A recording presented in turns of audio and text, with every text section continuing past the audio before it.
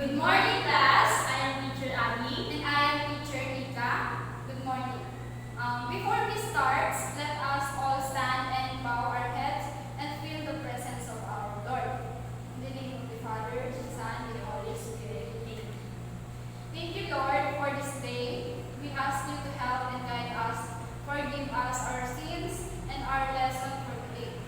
We pray this in the name of Jesus. Amen. Father, Son, and Holy Spirit. Our topic for today is all about Go for Fitness Go. So, bago tayo magsimula sa ating discussion, may simple activity kami which is malalaman namin kung may knowledge na ba kayo sa ating topic. May hawak kami ngayon na larawan na nagpapakita kung ito ba ay isang example ng health-related fitness. So, Marivic, pwede ka bang pumunta sa unahan at ilagay ang mga larawan kung ito ba ay health-related fitness?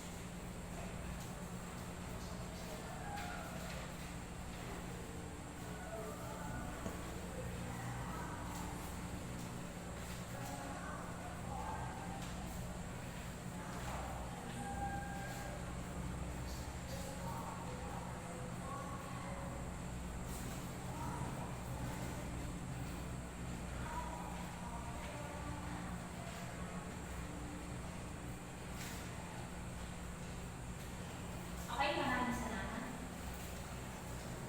Okay, magaling. Lahat ito ay nakabilang sa health-related fitness. Bigyan natin ng isang masigabong palakpakan si Melvin. So now, Teacher Nika will discuss the basic terms in fitness. So, let me introduce to you the basic term in fitness. Ano nga ba yung fitness? Fitness is a condition in which an individual has enough energy to avoid fatigue and enjoy life. Paano nga ba natin masasabi na may fitness tayo? Masasabi natin may fitness tayo sa atin kung naiiwasan natin yung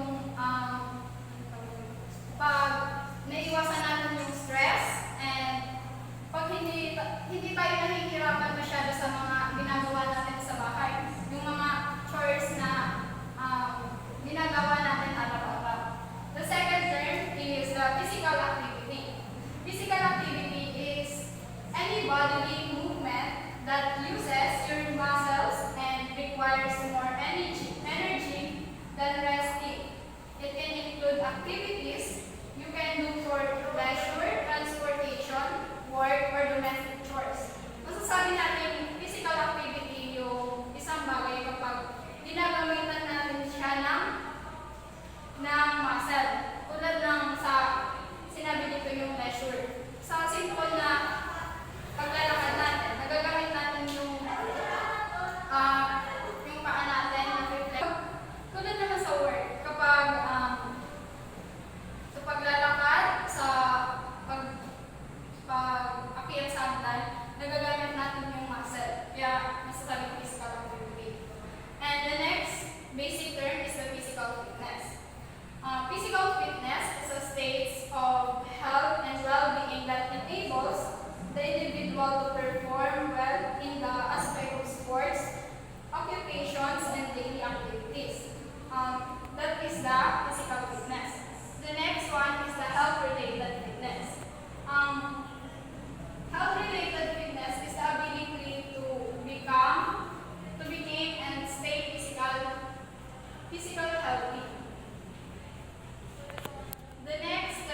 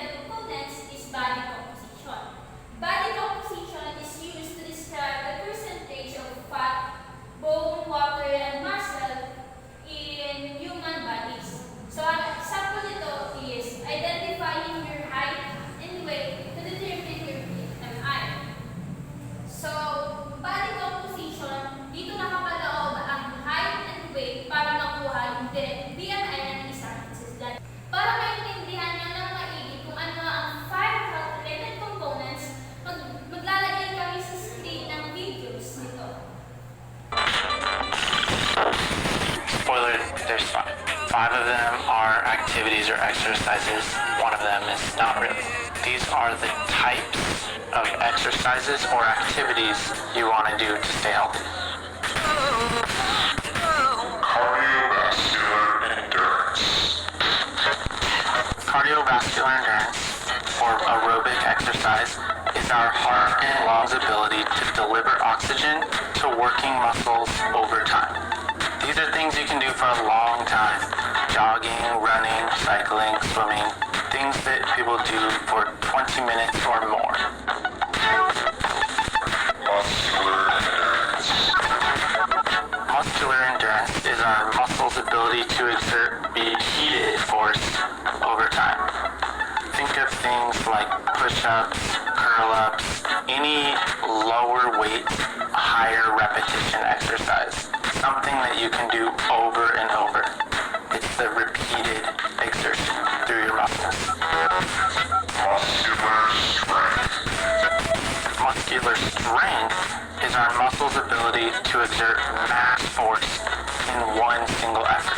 Think of this as a personal record or a max weight in weight training. This is as much as you can push, pull, or exert through your muscles at one time. Flexibility. Flexibility is our muscles and joint ability to move in their full range of motion. So can your muscles, your joints, tendons, and ligaments bend and move without getting injured? Exercises can include yoga or general, static, or dynamic stretching. Body composition. All body composition is our body's ratio of muscle to stored fat. It's not a type of activity, but has to do with our body, which affects our health and how we participate in activities. Higher percentage of stored fat can cause higher risk for injury and illness and greater challenges in other areas of fitness.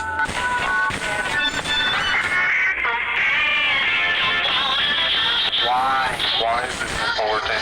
Why do we implement these?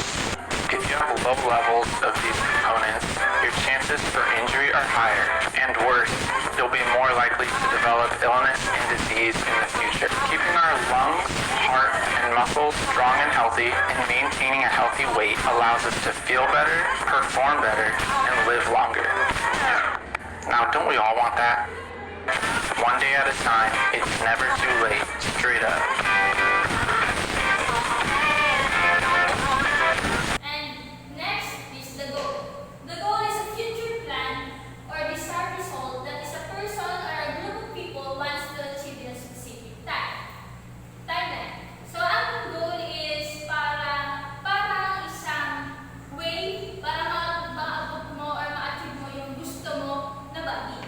So ang nakapaloob sa goal is ito.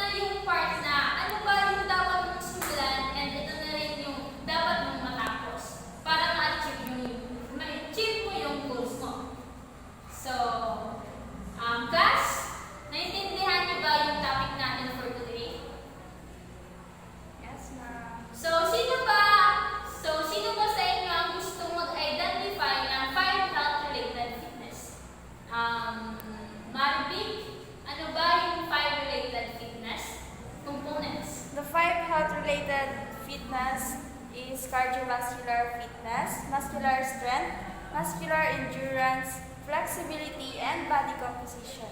Very good, Nari. Bigyan natin ng masigabong palakpakan si Nari. So, may katanungan pa ba kayo? Wala na po. Class, sino ba sa inyo ang gustong sumagot? Ito lang naman yung katanungan. Ano ba yung ginamit nating acronym para makaset tayo ng isang goal? Class? Yes, Tati? We use the SMART acronym, which is the specific, measurable, achievable, relevant, and time-bound. Okay, very good. Bigyan natin siya ng sigabong palakpakan. So, mag-recap muna tayo na what is SMART. So, sasabihin ko kung ano yung definition, and then sasabihin nyo kung siya ba ay specific, measurable, achievable, relevant, and time-bound. So, first, your goal should be related to your life purpose. Yes, Danica? I think relevant. Okay, very good. Next, your goal should be realistic and not impossible to achieve. Yes, Judy? Achievable, ma'am. Okay, very good. Next,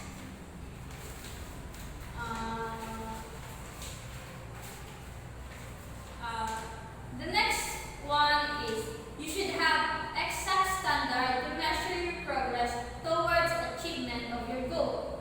So, sino gustong sumagot? Ma'am. Yes? Yes, Judy? Measurable po. Okay, very good. And the next one is you should have clear and well-defined goal. Sino gustong sumagot? Ay, okay. Yes, Rubilin? Specific po, ma'am. Okay, very good. So, the last one, you should create a specific timeline of when to start working on your set goals and when to end. Sino gusto sumagot? Yes, Narian? Time-bound. Okay, very